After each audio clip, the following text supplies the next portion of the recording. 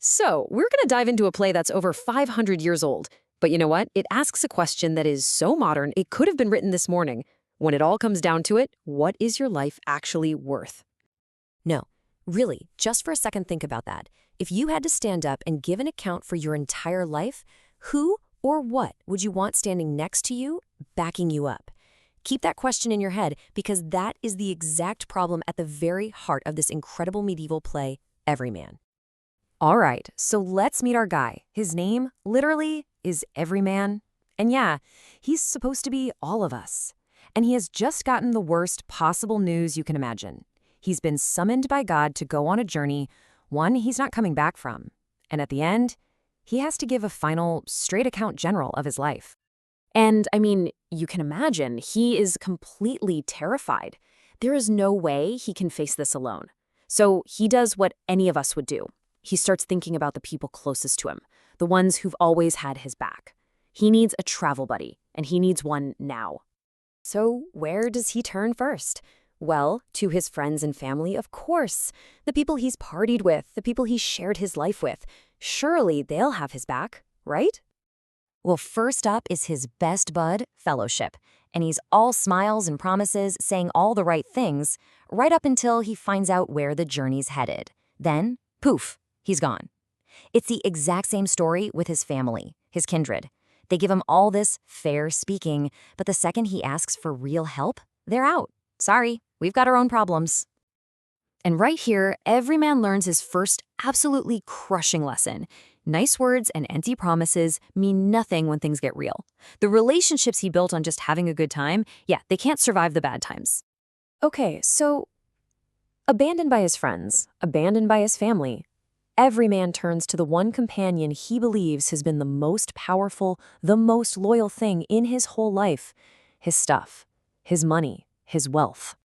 And you can just feel the hope in his voice here. He genuinely believes his fortune, his goods, can fix this. I mean, after all, there's that old saying, right? Money maketh all right that is wrong. Surely a little cash can smooth this whole thing over. And just so we're clear, when the play talks about goods, it's not just talking about coins. This character is the physical embodiment of everything Everyman owns. His treasure, his property, the whole shebang. But here's the thing. Goods doesn't show up as some powerful ally ready for a fight. Nope.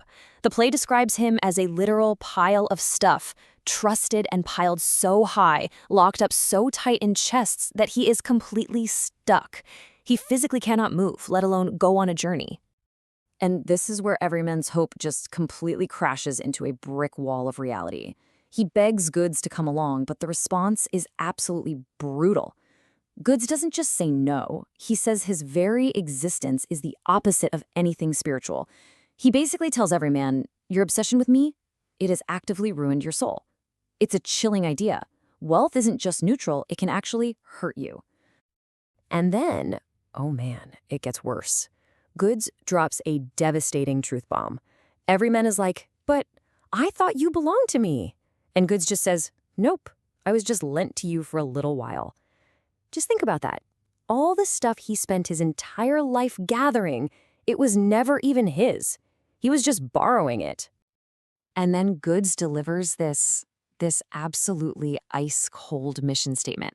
He straight up admits that his purpose, his very condition, is to destroy souls through greed. For every one person he might seem to help in this world, he damns 1,000 in the next. This isn't just a rejection, it's the ultimate betrayal. So now he's broken, he's alone, everything he trusted has been stripped away. Everyman has only one place left to turn.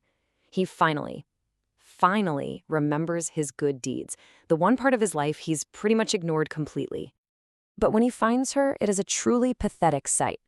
Unlike Goods, who was powerful and boastful, Good Deeds is just lying on the ground, so frail and so weak from his neglect that she can't even stand up, let alone walk with him on a journey. And she tells him exactly why she's in this terrible state. It's his fault. His sins, his selfish life, have literally weighed her down, tying her to the cold ground. His neglect has basically starved her into this weakness. But even in her weakness, she is the only one who actually understands what's going on. She confirms, yes, you're being called for your final judgment.